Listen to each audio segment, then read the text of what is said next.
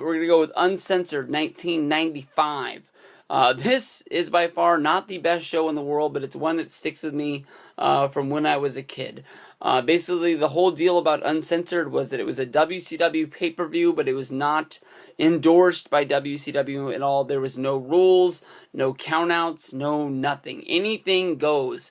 And on this show, they broke every rule that they said was going to be on this show. They said no rules.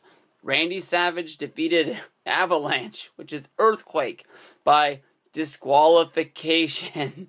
I have no idea how you can have a disqualification on a show that's supposed to have no DQs. There's supposed to be no censoring. They had a match that was on the back of a back of a truck that was enclosed by barbed wire with hay bales and other various assorted weapons. And in this match was Dustin Rhodes, aka Goldust, going up against Blacktop Bully, a former member of Demolition or Repo Man. And these guys beat the hell out of each other in the back of a truck as it was driving down the Georgia highway. This was fucking awesome. I remember when I heard that this was going to go down, I was like, I have to see this. This is something that I want. I must watch this. I want to see guys fight down there. And in WCW fashion, they spared no expense.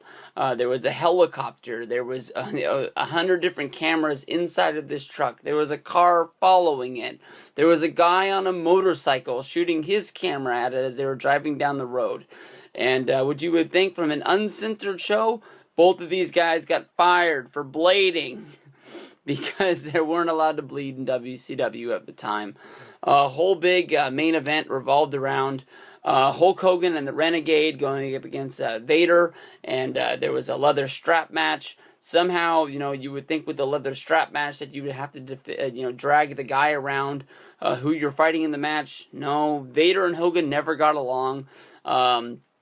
Flair was the guy, much like in the Vader versus Hogan, cage match. Flair's the guy that had to come in there and take the match.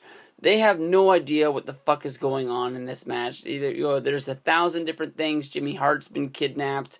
The Macho Man does a run-in, and he's supposed to be Arn Anderson because you're thinking that the guy's gonna come in and help Flair. The Renegade, aka Fake Ultimate Warrior, makes his debut. There's a whole bunch of shit going down in here. You gotta see this to believe this. It's just one of those shows that's always stuck with me. Number 3.